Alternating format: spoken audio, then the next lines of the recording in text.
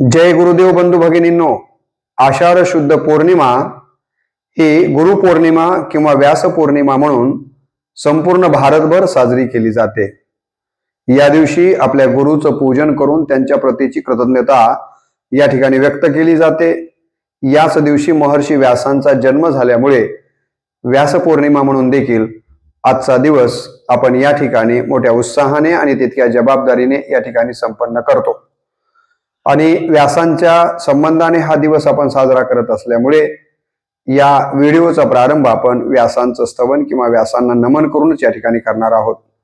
नमोस्तुते व्यास विशाल बुद्धे, नमस्तुते व्यास विशाल बुद्धे, फुल्लार विंदाय तपत्र नेत्र, फुल्लार विंदाय तपत्र नेत्र, येन त्वया भारत तैलपूर्णा, येन त्वया भारत तैलपूर्णा, प्रज्वालितो ज्ञानमया प्रदीपा, प्रज्वालितो ज्ञानमया प्रदीपा। अशा पद्धतीनं त्यांचं आपल्याला या ठिकाणी स्तवन करता येतं। आता या स्तवनाचा नेमका अर्थ काय आहे?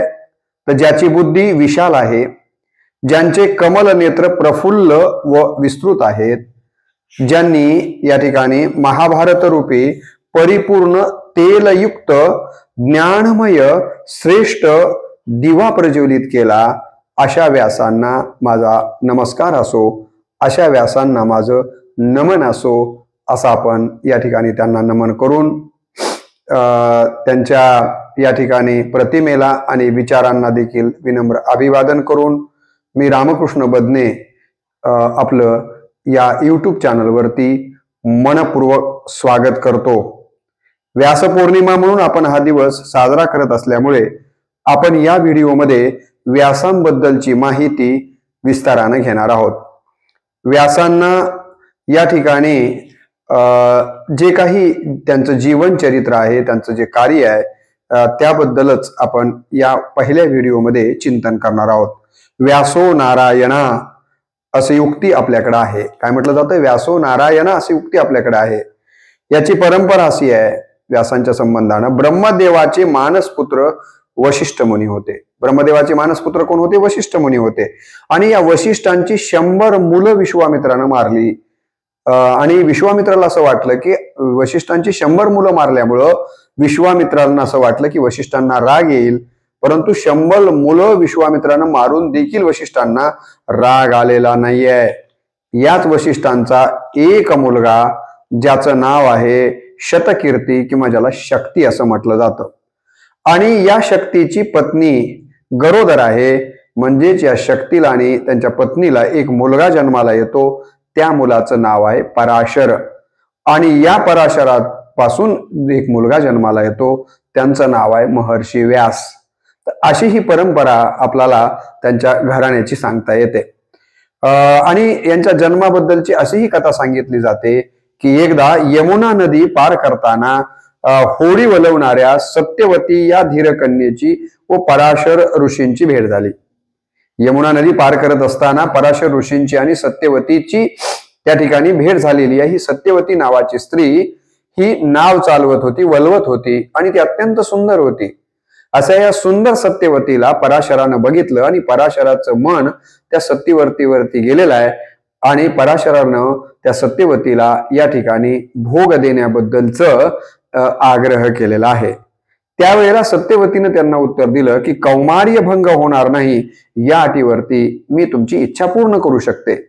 आणि त्याच अटीवरती पराशरानं जी इच्छा व्यक्त केली होती ती इच्छा सत्यवती पूर्ण करते, आणि या दोघांच्या या इच्छेतून एक मुलगा जन्माला येतो।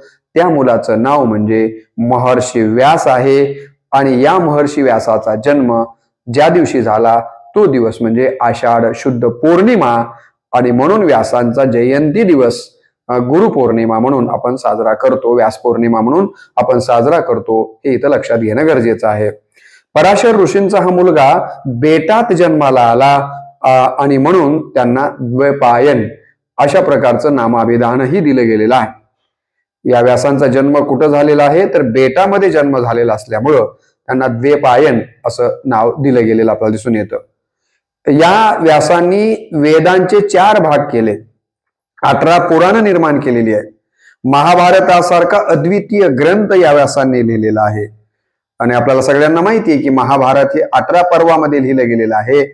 आणि हे महाभारत सांगण्याचं काम व्यासांनी केलं आणि लेखक म्हणून श्री गणेशांनी काम केलेलं आहे. गणपती आपण ज्यांना म्हणतो त्या गणपतीनं लेखनाचं काम केलं आणि सांगण्याचं काम कोणा केलेलं आहे?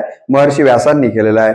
आणि अत्यंत महत्वाचा ग्रंथ महाभारत 18 पर्वाचा या ठिकाणी व्यासांच्या करवीच निर्माण झालेला आपल्याला दिसून येतो. आणि म्हणून या ठिकाणी वाल्मिकी नंतर जर सर्वाधिक या ठिकाणी वाङ्मय कुणाच्या नावावर असेल तर ते महर्षी व्यासांचे आहे, हे आपल्याला इथं लक्षात घ्यावं लागतं. व्यासांच्या बद्दल आपल्याला असं सांगता येतं की ज्ञानाची व्यवस्था करतो तो व्यास. व्यास कोण? व्यास त्याला म्हटलं जातं की जो ज्ञानाची व्यवस्था करतो. तो ज्या उच्चासनावर बसून ज्ञान सांगतो त्या स्थानाला व्यासपीठ म्हणतात. आजही आपण कुठल्याही कार्यक्रमामध्ये वक्ता ज्या बाजूला उंचावर बसतो आणि बोलण्यासाठी उंचावर उभा राहतो त्या जागेला व्यासपीठ असं म्हटलं जातं. का म्हटलं जातं? कारण तिथे उभा टाकून सांगणारा जो वक्ता असतो तो काय करत असतो? ज्ञानाची व्यवस्था करत असतो. तो काय करत असतो? तर ज्ञान दान करण्याचं काम करतो. आणि जिथं ज्ञानाची व्यवस्था जिथून होते त्या जागेला व्यासपीठ असं म्हटलं जातं. कारण व्यास हे मुळात ज्ञान दान करण्याचं, ज्ञानाची व्यवस्था करण्याचंच काम केलेलं आहेत. म्हणून त्यांच्या नावावरूनच त्या जागेला व्यासपीठ असं म्हटलं जातं.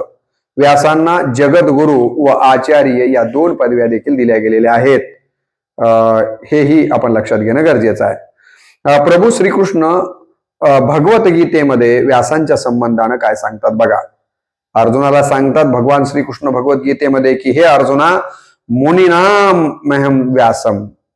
मुनींच्या मध्ये माझी विभूती जर कोण आहे असं तुला शोधायचं असेल तर महर्षी व्यास ही माझी विभूती आहेत. म्हणजे महर्षी व्यास म्हणजे मुनींच्या ऋषींच्या मध्ये मीच आहे, माझाच अवतार आहे. ही गोष्ट तू इथं लक्षात घे. माऊली ज्ञानेश्वरीमध्ये देखील या व्यासांच्या संबंधाने लिहितात. काय म्हणतात बघा. मनमुनी महाभारती जे नाही, मनमुनी महाभारती जे नाही, ते नोहेची लोकितीही येणे कारणे मणिपे पाही व्यासोचिष्ट जगत्त्रय. ज्ञानेश्वरीच्या पहिल्या अध्यायातील 47व्या ओवीमध्ये माऊली ज्ञानेश्वर काय सांगतात बघा. माऊली ज्ञानेश्वरांनी सांगितलं आणि भगवान श्रीकृष्ण देखील अर्जुनाला सांगतात की बाबा अर्जुना, महाभारतामध्ये जे नाही ते जगामध्ये अन्यत्र कुठेही सापडणार नाही. म्हणजे काय? जगामधले जे जे म्हणून विषय आहेत ते सगळे विषय व्यासांनी महाभारतामध्ये वर्णिलेले आहेत, लिहिलेले आहेत, घेतलेले आहेत. आणि म्हणून आता जे आपण कोणते विषय चर्चितो ते सगळे विषयाला व्यासांनी स्पर्श केलेला असल्यामुळं व्यासोशिष्ट जगतत्रय असं म्हटलं गेलेलं आहे. व्यासांनी उष्ट केलेलं हे जग आहे. म्हणजे सगळ्या विषयांना व्यासांनी स्पर्श केलेला आहे. इतकं महाभारत अत्यंत महत्वाचा ग्रंथ आहे. कोण सांगतंय? भगवान श्रीकृष्ण सांगतायत अर्जुनाला आणि ज्ञानेश्वर माऊली आपल्याला सांगतायत. यावरून व्यासांनी लिहिलेलं महाभारत किती महत्वाचा ग्रंथ आहे हे आपल्या लक्षात आल्याशिवाय राहत नाहीये. आणि म्हणून या ठिकाणी व्यासांचं अनन्य साधारण महत्व आपल्या भारतीय संस्कृतीमध्ये आहे, हे कदापि आपण विसरून चालणार नाहीये. आणि म्हणून भारतीय ज्ञान परंपरेचा विचार करत असताना अलीकडच्या नवीन शैक्षणिक धोरणामध्ये आपल्याला व्यास महर्षींना समजून घेणं अत्यंत गरजेचं आहे. आणि म्हणून मुद्दामी गुरुपौर्णिमेच्या निमित्तानं व्यास पौर्णिमेबद्दलचाच पहिला व्हिडिओ आपल्याला भारतीय ज्ञान परंपरेची जाणीव व्हावी या उद्देशानं आपल्या समोर ठेवतो आहे. या ठिकाणी व्यासांना 3 देवाची देखील उपमा आपल्या संस्कृतीमध्ये दिलेली आहे. व्यासांना 3 देवाची उपमा दिलेली आहे. बघा संस्कृतमध्ये तो श्लोक आलेला आहे की यत चतुर्वदनो ब्रह्मा, ये चतुर्वदनो ब्रह्मा द्विभाऊ परो हरिहा अभाललोचना शंभू भगवान बादरायणा. काय म्हटलं इथं की चतुर्वदन म्हणजे 4 मुख नाहीत पण ब्रह्मदेव आहे. कोण? महर्षी व्यास. 4 द्विभाऊ परो म्हणजे 4 हात नाहीत किंवा भुजा नाहीत पण हरी आहेत. कोण? महर्षी व्यास. आणि पुढे म्हटलंय की 3 डोळे नाही, 3रा डोळा नाही पण शंकर आहेत. 3रा डोळा नाही पण शंकर नाहीयेत असे हे भगवान बादरायण महर्षी व्यास आहेत. म्हणजे या ठिकाणी आपल्या एक लक्षात येतं की ब्रह्मदेव, हरी आणि शंकर या 3 देवांची उपमा कोणाला दिली गेलेली आहे, तर महर्षी व्यासांना दिली गेलेली आहे. म्हणून देखील आपण व्यासांचं मोठे पण लक्षात घेतलं पाहिजे. आपल्याकडं 7 चिरंजीव सांगितले गेलेले आहेत. आपल्या संस्कृतीमध्ये किती संस्कृती या ठिकाणी चिरंजीव सांगितले गेलेले आहेत? 7 चिरंजीव सांगितले गेलेले आहेत. चिरंजीव याचा अर्थ आता मी इथं फार विस्तार करत नाहीये, परंतु 7 चिरंजीव सांगितले गेलेले आहेत. आणि चिरंजीव असलेली व्यक्तींची पुण्यतिथी साजरी केली जात नाही आहे आणि म्हणून व्यासांची आपल्याकडे पुण्यतिथी साजरी केली जात नाही, कारण ते चिरंजीवांच्या मध्ये गणले जातात. कोण कोण आपल्या संस्कृतीमध्ये 7 चिरंजीव आहेत त्याचाही उल्लेख या ठिकाणी आलेला आहे, तो आपल्या समोर मी ठेवतो. अश्वस्थामा बलिर्व्यासा हनुमांश बिभीषण कृपा परशुरामश्चैव सप्तेत चिरंजीव्या. सप्तेत चिरंजीविना असं म्हटलं गेलेलं आहे. म्हणजे काय? अश्वस्थामा हे 1 चिरंजीव आहेत, नंबर 2 बळी आहेत, नंबर 3 व्यास ऋषी आहेत, नंबर 4 हनुमान आहेत, नंबर 5 बिभीषण आहेत, नंबर 6 कृपाचारी आहेत, नंबर 7 परशुराम आहेत. आपल्या संस्कृतीमध्ये 7 जणांना चिरंजीव मानलं गेलेलं आहे. अश्वस्थामा बलिर्व्यासा, अश्वस्थामा बळी व्यासा, हनुमाश म्हणजे हनुमान, बिभीषण, कृपा म्हणजे कृपाचार्य, परशुरामश्च परशुरामाला मानलं गेलेलं आहे. सप्तेत चिरंजीविना, सप्तेत चिरंजीविना असे हे 7 चिरंजीव आहेत. त्यामध्ये महर्षी व्यास 1 चिरंजीव आहेत. ही गोष्ट आपण इथं लक्षात घेणं गरजेचं आहे. त्यानंतर बघा, महर्षी व्यासांना कृष्णद्वैपायन या नावानेही ओळखलं जातं. महर्षी व्यासांना कोणत्या नावाने ओळखलं जातं? तर कृष्णद्वैपायन हे देखील त्यांना नावाभिधान आहे. बऱ्याच वेळेला आपल्याला अशा प्रकारचा प्रश्न विचारला जातो, तर ते आपण लक्षात घेतलं पाहिजे की महर्षी व्यासांना कृष्णद्वैपायन म्हटलं गेलेलं आहे. त्यांना वेदव्यास देखील म्हटलं गेलेलं आहे. म्हणजे कृष्णद्वैपायन, द्वैपायन, वेदव्यास हे महर्षी व्यासांचेच नाव आहेत, कारण व्यासांनी वेदावरचा अभ्यास केलं किंवा वेदावरती भाष्य केलं, म्हणून त्यांना वेदव्यास देखील म्हटलं जातं. हेही लक्षात घेणं गरजेचं आहे. आणि म्हणून याच दिवशी आषाढ शुद्ध पौर्णिमेला व्यासाची आपल्याकडे पूजा केली जाते. ज्ञानेश्वर महाराज ज्ञानेश्वरीमध्ये 18व्या अध्यायातील 1696व्या ओळीमध्ये व्यासाच्या संबंधानं काय सांगतात की या जगावरती महर्षी व्यासांचे अनंत उपकार झालेले आहेत. व्यासांनी या जगावरती खूप मोठे उपकार केलेले आहेत असं या ठिकाणी माऊली ज्ञानेश्वरीमध्ये लिहितात. काय म्हणतात माऊली बघा, मनोनी श्री व्यासाचा हा थोरू, मनोनी श्री व्यासाचा हा थोरू, विश्वासी झाला उपकारू, जे श्रीकृष्ण उक्ती आकारू ग्रंथाचा केला.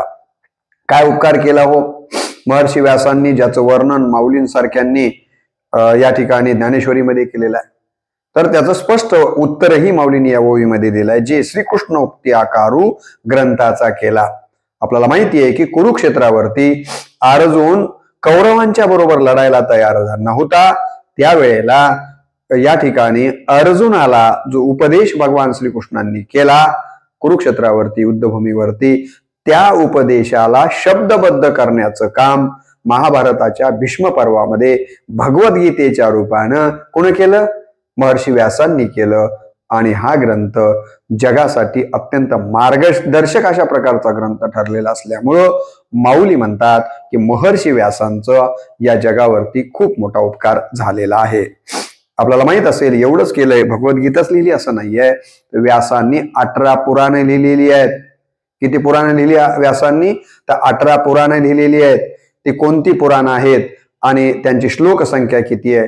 थोडासा क्रम मागे पुढे झालेला असू शकतो, परंतु एकूण 18 पुराणं आणि त्यामध्ये आलेल्या एकूण श्लोकांच्या बद्दल आपण पाहणार आहोत, ज्याचं लेखन व्यासांनी केलेलं आहे. त्यामधलं पहिलं पुराण आहे पद्मपुराण, ज्याची श्लोक संख्या 55,000 आहे. या ठिकाणी पद्मपुराण नावाचं पुराण लिहिलं, ज्याची श्लोक संख्या 55,000 आहे. ब्रह्मपुराण नावाचं एक दुसरं पुराण त्यांनी लिहिलं, ज्याची श्लोक संख्या 10,000 आहे. त्यांनी तिसरं जे काही पुराण लिहिलं त्याचं नाव आहे ब्रह्मवैवर्त पुराण. कोणतं? ब्रह्मवैवर्त पुराण. आणि त्याची श्लोक संख्या आहे 18,000 श्लोक. चौथं जे आहे ते ब्रह्मांड पुराण, ज्याची श्लोक संख्या 12,000 आहे. पाचवं जे आहे ते आहे भविष्य पुराण, ज्याची श्लोक संख्या 14,500 आहे. त्यानंतर त्यांनी लिहिलं भागवत पुराण, ज्याला देवी भागवत पुराण असंही म्हटलं जातं. त्याची संख्या आहे 18,000 श्लोकांची. त्यानंतर त्यांनी सातवं मत्स्य पुराण नावाचं पुराण लिहिलं, ज्याची श्लोक संख्या आहे 14,000. त्यानंतर त्यांनी मार्कंडेय पुराण नावाचं पुराण लिहिलं, ज्याची संख्या आहे 9,000 श्लोक. नंतर नववं पुराण लिहिलं लिंग पुराण, ज्याची श्लोक संख्या 11,000 आहे. त्यानंतर त्यांनी वराह पुराण नावाचं पुराण लिहिलं, ज्याची संख्या आहे 24,000. त्यानंतर वामन पुराण हे 11वं पुराण लिहिलं, ज्याची श्लोक संख्या 10,000 आहे. 12वं वायू पुराण, ज्याची श्लोक संख्या किंवा त्याला शिवपुराण असं म्हटलं जातं, वायू पुराणाला शिवपुराण म्हटलं जातं, त्याची श्लोक संख्या आहे 24,000. 13वं जे पुराण आहे त्याचं नाव आहे विष्णू पुराण आणि याची श्लोक संख्या आहे 23,000. 14वं जे काही पुराण लिहिलं त्याचं नाव आहे स्कंद पुराण आणि याची संख्या मात्र खूप आहे, 81,100 श्लोक यामध्ये आलेले आहेत. नंतर अग्निपुराण हे 15वं पुराण या ठिकाणी आहे, ज्याची श्लोक संख्या 15,000 आहे. 16वं जे आहे ज्याचं नाव आहे कुर्म पुराण आणि ज्याची श्लोक संख्या आहे 17,000. 17वं पुराण आहे ज्याला आपण गरुड पुराण म्हणतो, ज्याची संख्या आहे 19,000. आणि 18वं पुराण ज्याला नारद पुराण असं आपण म्हणतो, शेवटचं पुराण जे आहे त्याची संख्या आहे 25,000. अशा प्रकारचे एकूण 18 पुराण इतक्या मोठ्या श्लोकसंख्येसह लेखनाचं काम जर कुणा केलं असेल तर ते महर्षी व्यासांनी केलेलं आहे. आणि म्हणून वाङ्मयाच्या दृष्टिकोनातनं या ठिकाणी खूप मोठं काम महर्षी व्यासांनी केलेलं आहे, हे आपल्याला कधीच विसरता येण्यासारखं नाही आहे. माऊली म्हणतात की श्रीकृष्णांनी अर्जुनास रणांगणात केवळ 2 घटका गीता सांगितली आणि या 2 घटका मी आपल्याला सांगितलं की कुरुक्षेत्रावरच्या जे की अर्जुन आपल्याच नातेवाईक आहेत, माझे गुरु आहेत, हे की नाही, माझे चुलत भाऊ आहेत, यांच्याबरोबर मी कसं लढू म्हणून लढायला तयार होत नाही आहे. त्यावेळेला त्याला त्याची मानसिकता तयार करण्यासाठी कुरुक्षेत्राच्या युद्धभूमीवरती भगवान श्रीकृष्णांनी अर्जुनाला माऊली म्हणतात 2 घटकाच उपदेश केला. तर त्या उपदेशाचे महर्षी व्यासांनी 700 श्लोक निर्माण केले आणि भगवत गीता या अत्यंत महत्वाच्या ग्रंथाचा जन्म झाला. हे फार मोठं काम व्यासांनी केलेलं आहे. याबद्दलचं प्रशस्तीपत्र ज्ञानेश्वर माऊली देताना आपल्याला दिसून येतात. आणि म्हणून 18व्या अध्यायामध्ये म्हणतात की आणि कृष्णार्जुनी मोकळी गोठी चाळविली जे निराळी, आणि कृष्णार्जुनी मोकळी गोठी चाळविली जे निराळी, ते श्री व्यासे केली करतळी घेवो यायसी. असं हे महत्वाचं काम या ठिकाणी महर्षी व्यासांनी आपल्या आयुष्यामध्ये केलेलं आपल्याला पाहायला मिळतं. व्यासांनी तसं भरपूर वाङ्मय निर्माण करून या ठिकाणी जगाला मार्गदर्शन करण्याचं काम केलेलं आहे. परंतु हे सगळं साहित्य निर्माण, वाङ्मय निर्माण करून देखील व्यासांच्या मनाला समाधान नाहीये. व्यास बेचैनच अवस्थेमध्ये आहेत आणि त्या व्यासांची ही बेचैनी नारद मुनींच्या ध्यानामध्ये येते.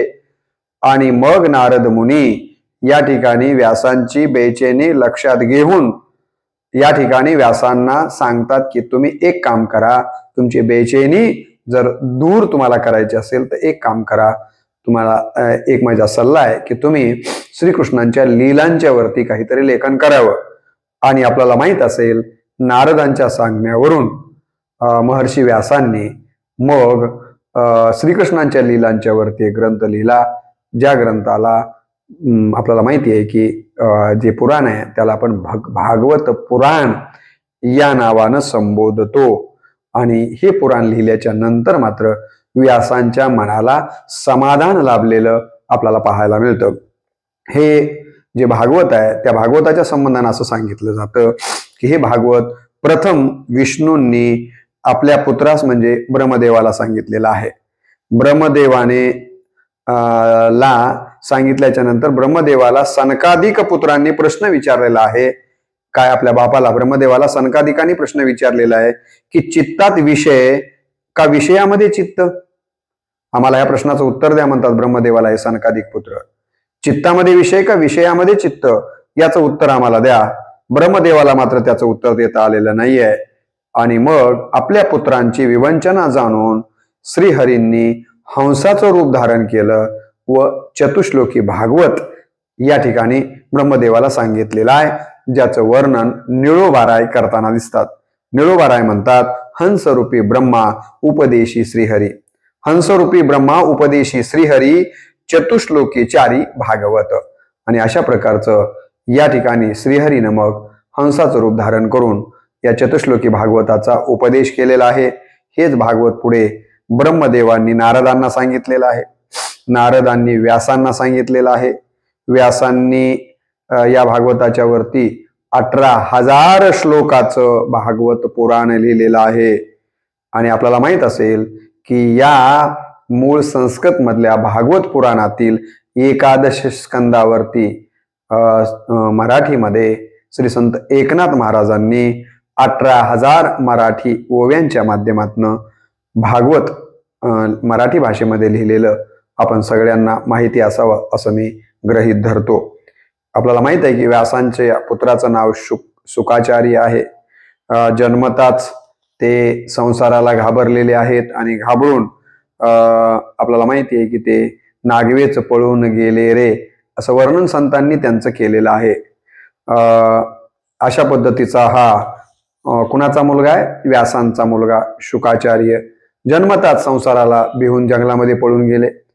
व्यासांना वाटलं की आपण हे जे भागवत केलेलं आहे ह्या भागवत कुणाला सांगावं आणि हे भागवत सांगण्यासाठी वक्ता कोण निवडावा, पहिल्यांदा कुणाला ऐकवावं आणि ज्याला ऐकवलं तो इतरांना सांगण्याचा अधिकारी कोण आपल्याला बघावा असा विचार त्यांनी केला. आणि त्यासाठी त्यांना शुकाचार्य हे महत्वाचे वाटले, परंतु ते तपश्चरणाला बसलेले होते. म्हणून व्यासांनी आपले 2 शिष्य 2 श्लोक त्यांना सांगितले आणि सांगितले की शुकाला जवळ जाऊन हे श्लोक म्हणा म्हणजे माझं काम पूर्ण होईल. ते 2 शिष्य व्यासांच्याकडनं शुकाचार्य जिथं तपश्चरणाला बसलेले आहेत त्या ठिकाणी गेले आणि तिथे जाऊन व्यासांनी सांगितलेले 2 श्लोक त्यांनी म्हटले. हे 2 श्लोक ऐकून या ठिकाणी शुकाचार्य जे तपश्चरणाला बसले होते त्यांची समाधी भंग झाली. आणि शुकाचार्यांनी या ठिकाणी त्या शिष्यांना विचारलं की हे श्लोक कोणा लिहिलेले आहेत? तर ते शिष्य म्हणाले की आमचे गुरु महर्षी व्यासांनी हे श्लोक लिहिलेले आहेत. आणि केवळ हे 2 श्लोक नाही आहेत तर असे 18,000 श्लोक आमचे गुरु महर्षी व्यासांनी लिहिलेले आहेत. आणि हे ऐकल्याच्या नंतर शुकाचार्याच्या मनामध्ये इच्छा झाली की आपण हे सगळे श्लोक व्यासांकडनं ऐकले पाहिजेत. ते व्यासांकडे येतात.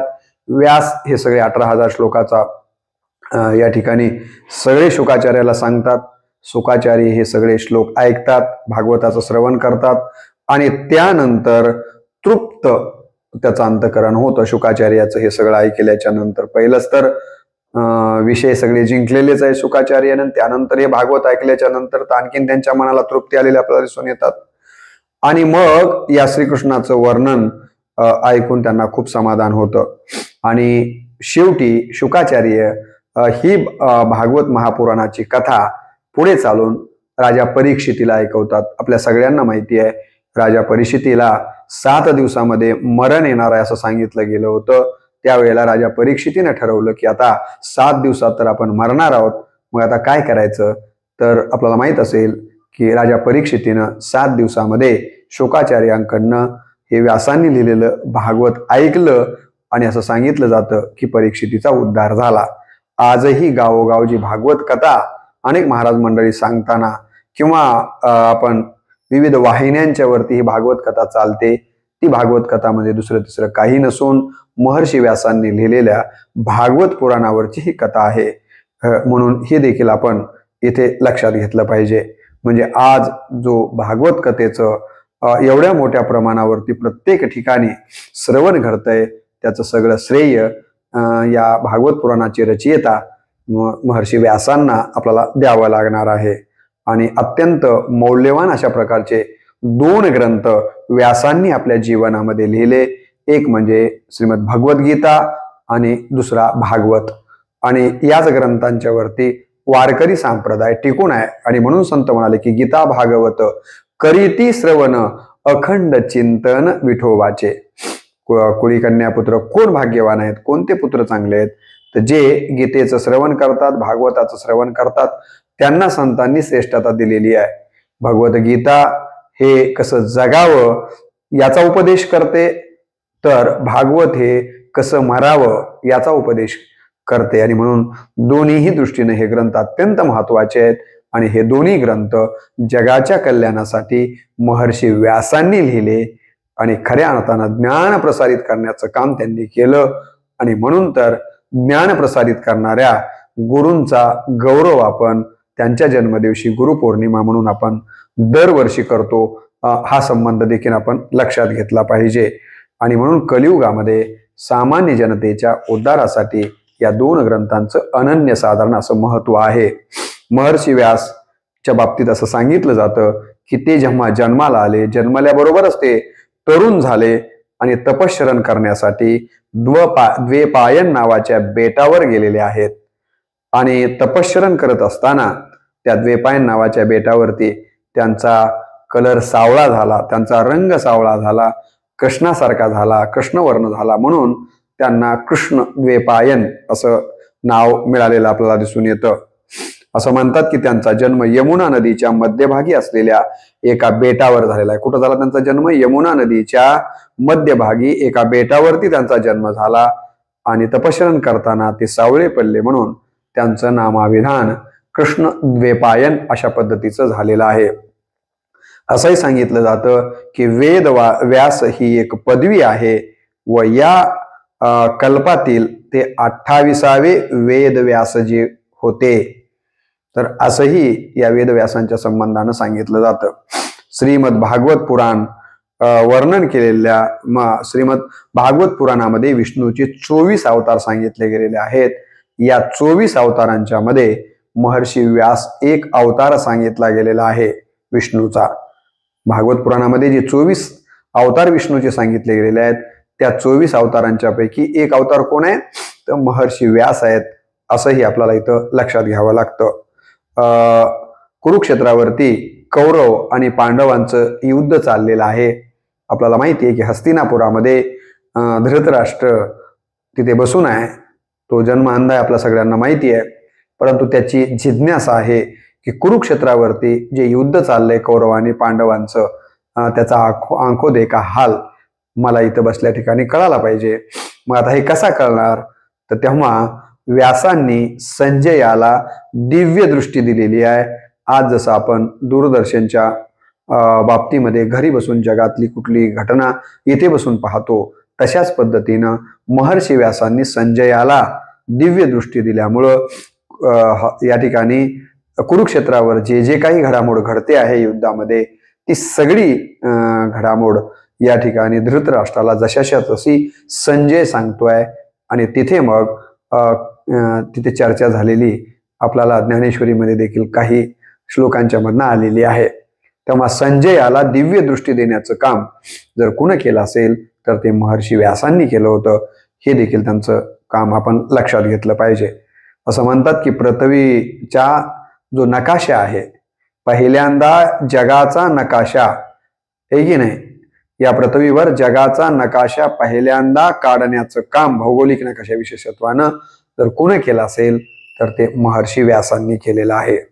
महर्षी व्यासांच्या पत्नीचं नाव अरुणी अशा प्रकारचं होतं. तर व्यासांच्या मुलाचं नाव शुकदेव अशा पद्धतीचं आहे. पित्याचं नाव पराशर आहे आणि मातेचं नाव सत्यवती आहे. ही गोष्ट मला असं वाटतं की आपण सगळ्यांनी लक्षात घेतली पाहिजे. बऱ्याच वेळेला असे प्रश्नही विचारले जातात. वेदव्यासांना आयुष्यामध्ये अनेक शिष्य आले असतील, परंतु 4 शिष्य त्यांचे अत्यंत प्रिय होते. 4 शिष्यांना त्यांनी 4 वेदाचं ज्ञान दिलेलं आहे. प्रत्येक शिष्याला शिष्याला प्रतिकूल या ठिकाणी वेदाचं ज्ञान देण्याचं काम त्यांनी केलेलं आपल्याला दिसून येतं. ते कोणते कोणते शिष्य होते आणि कोणता वेदाचा त्यांनी ज्ञान किंवा शिकवलेलं आहे बघा. मुनी पैल नावाचा त्यांचा प्रिय शिष्य होता, त्याला त्यांनी ऋग्वेद शिकविलेला आहे. त्यांचा दुसरा शिष्य वंशपायन आहे. या शिष्याला त्यांनी यजुर्वेद शिकवण्याचं काम केलेलं आहे. त्यांचा तिसरा शिष्य जैमिनी होता, त्याला त्यांनी सामवेद शिकवण्याचं काम केलेलं आहे. त्यांचा चौथा शिष्य सुमंतू अशा प्रकारचा होता, त्याला त्यांनी अथर्ववेद शिकविण्याचं काम केलेलं आहे. तर अशा पद्धतीनं ज्ञान प्रसारित करण्याचं काम वाङ्मयाच्या माध्यमातून असेल, शिष्यांना शिकवण्याच्या माध्यमातून असेल, म्हणजे शिष्यांना शिकवणं म्हणजे गुरुच्याच भूमिकेमध्ये व्यास राहिलेले आहेत. जो ज्ञान देतो, जो सद्गुणांचा विकास करतो आहे की नाही, त्यांनाच आपण गुरु असं म्हणतो. गुरु आणि लघु, लघु म्हणजे छोटा आणि गुरु म्हणजे मोठा. लघु अवस्थेकडनं गुरु अवस्थेकडं घेऊन जाण्याचं काम जो व्यक्ती करतो त्यालाच गुरु असं म्हटलं गेलेलं आहे.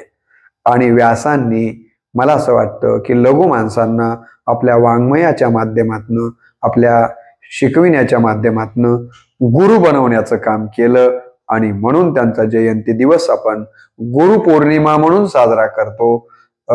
आणि म्हणून पहिल्यांदा त्या व्यासांचा जन्मदिवस आपण जर व्यास जयंती म्हणून, व्यास पौर्णिमा म्हणून व्यासांची पूजाच आपण या दिवशी करतो आहोत, तर त्या व्यासांच्या बद्दलचा एक व्हिडिओ पहिल्यांदा आपण बघणं हे संयुक्तिक ठरेल, प्रासंगिक ठरेल. म्हणून हा पहिला व्हिडिओ मी व्यासांच्या संबंधानंच केलेला आहे. आपण पुढच्या व्हिडिओमध्ये गुरुपौर्णिमेच्या संबंधानं गुरु म्हणजे कोण, या देशातली गुरुची परंपरा, शिष्यांची परंपरा कशी राहिलेली आहे, गुरु काय करतात, या सगळ्या संबंधाने विचार आपण दुसऱ्या व्हिडिओमध्ये करूया. आणि तिसऱ्या व्हिडिओमध्ये जर आपल्याला वाटलंच तर आधुनिक काळातल्या गुरु शिष्याच्या संबंधानं चिंतन करूया. असे 3 व्हिडिओ गुरुपौर्णिमेच्या, व्यासपौर्णिमेच्या निमित्तानं करण्याचा मानस डोळ्यासमोर ठेवून या ठिकाणी मी बोलण्याचा प्रयत्न करतो आहे. या पहिल्या व्हिडिओमध्ये आपण व्यासपौर्णिमेच्या निमित्तानं व्यासांच्या अनुषंगानं काही विचार या ठिकाणी पाहिले. हे विचार जे मला वाचनात आले, श्रवणात आले, ते जसेच्या तसे आपल्यासमोर मांडण्याचा मी प्रयत्न केलेला आहे. अशा ह्या जुन्या ऋषीमुनींचं चरित्र ऐकत असताना आधुनिक काळातल्या बऱ्याच श्रोत्यांच्या मनामध्ये अनेक प्रश्न निर्माण होऊ शकतात, परंतु जे जसं आहे ते तसं आपल्यासमोर ठेवण्याचा मी प्रयत्न केलेला आहे. त्यामध्ये काही चुकलं असेल तर ते आपण माझ्या पदरात टाकावं, जे योग्य असेल ते आपण स्वीकारावं, अशा प्रकारची नम्र अपेक्षा व्यक्त करतो. गुरुपौर्णिमेच्या निमित्तानं गुरु जसं ज्ञान दान करण्याचं काम करतात, तसं या व्हिडिओच्या माध्यमातून थोडंसं ज्ञान देण्याचा प्रयत्न मी या ठिकाणी करतो आहे. आपण ते श्रवण करत आहात. त्याचबरोबर आपण हा व्हिडिओ अनेकांच्याकडे पाठवून ह्या ज्ञानदानाच्या यज्ञामध्ये हातभार लावावा अशी नम्र अपेक्षा आपल्याकडनं व्यक्त करतो. आणि आपण जे भारतीय ज्ञान परंपरा आता आपल्याला नवीन शैक्षणिक धोरणामध्ये जाणून घ्यायची आहे, ते विद्यार्थ्यांच्या समोर मांडायची आहे. यासाठी जर आपल्याला काही भारतीय ज्ञान परंपरेच्या संबंधानं ज्ञान प्राप्त करायचं असेल तर माझं रामकृष्ण बदने हे इंग्रजी मधलं जे यूट्यूब चॅनल आहे त्यावरती जवळपास 300 व्हिडिओ मी वेगवेगळ्या पद्धतीनं अपलोड केलेले आहेत. आणि असेच व्हिडिओ मी सलग आणखीन पुढे अपलोड करणार आहे. तेव्हा जर चॅनल सबस्क्राईब केलं नसेल तर ते आपण सबस्क्राईब करावं. आपल्याला त्या व्हिडिओंच्या बद्दल काय वाटतंय ते कमेंट बॉक्समध्ये जर आपण व्यक्त झालात तर मला आणखीन माझ्यामध्ये काही बदल करता येतील का ते करण्याचा मी प्रयत्न करेन. शेअर, लाईक करण्यासाठी देखील आपण विसरू नये. तुम्हा सगळ्या श्रोते मायबापांचा असाच आशीर्वाद माझ्यासाठी असावा, एवढीच या व्यासपौर्णिमेच्या निमित्तानं नम्र अपेक्षा आपल्याकडनं व्यक्त करतो. आणि आज आपण या पहिल्या व्हिडिओला गुरुपौर्णिमा आणि व्यासपौर्णिमेच्या निमित्ताने इथंच पूर्णविराम देऊन थांबूया. जय गुरुदेव.